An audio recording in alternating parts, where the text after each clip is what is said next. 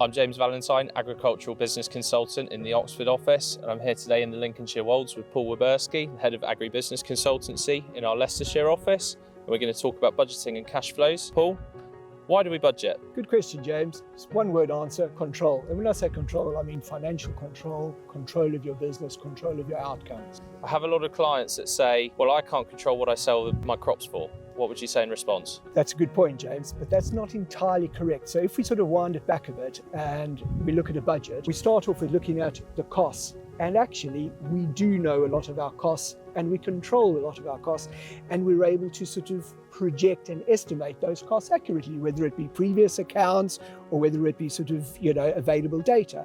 Once we know what our costs are, we then know what a good or bad price is to sell something for.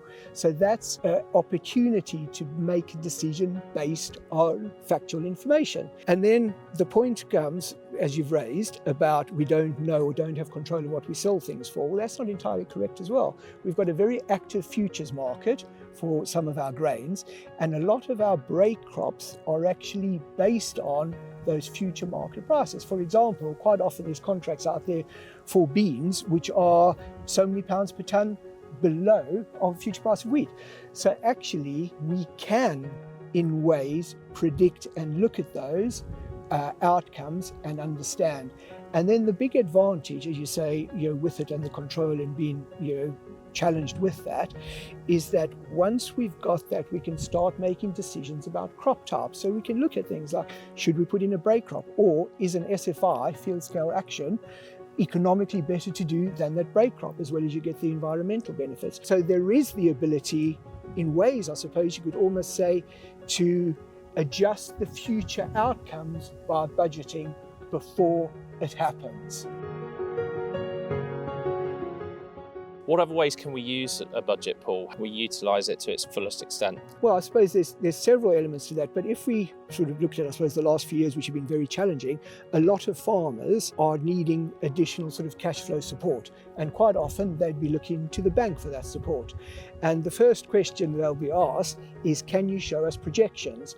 Obviously, the banks have their parameters, their models that they look at, but if you as a farmer can accurately predict your cash flow, it gives the bank confidence. And if we even add to that the ability to monitor that, so if something goes wrong, whether it be due to the weather, too much rain, too little rain, we've seen political issues, prices increasing of certain inputs.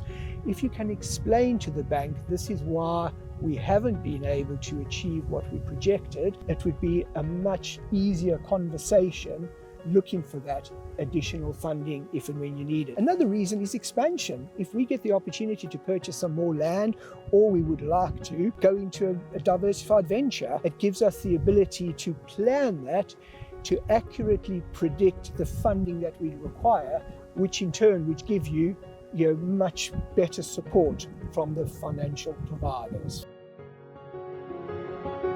Following on from that, Paul, when is the best time to do a budget in those scenarios? Again, James, quite briefly, before it happens. So the best time for most farm businesses is before the beginning of the financial year, and then you can predict it. The other advantage to sticking with the financial year is it gives you the ability to compare year ends with your accounts and see how accurately you've done that. Again, when liaising with banks, it gives you really good quality information to share with them about the predicted outcomes and actual outcomes. And I think we need to sort of understand in the industry that serviceability has become so important with funding. And it's no longer, what does my balance sheet say? And, I can borrow a percentage of that, 30%. Those days are long gone. It's all about being able to exhibit the ability to service that borrowing and to explain why if things don't go according to plan. Another good point is by doing that budget, it gives us the ability to benchmark. So we can compare some of those figures using consultants like ourselves. So for example, is my machinery repairs cost per hectare, is that good, bad or indifferent? Is my depreciation good, bad or indifferent? It really is a useful way for us to do a barometer, a health check on our businesses and see what some of those costs are compared to industry standards or compared to other businesses. Brilliant, Paul. And lastly, is there any other added benefits to budgeting? I think I might just come round to the starting point again, James, and it genuinely does give us the control of our business. It does give us confidence in what we're doing, and also gives confidence of our financial backers if we have them, and a sense check as to how we're performing and how we are going to perform. And I suppose the final point, if I was going to finish on that, it gives us the ability to change future outcomes before we get there. Brilliant. Thanks, Paul. Thank you.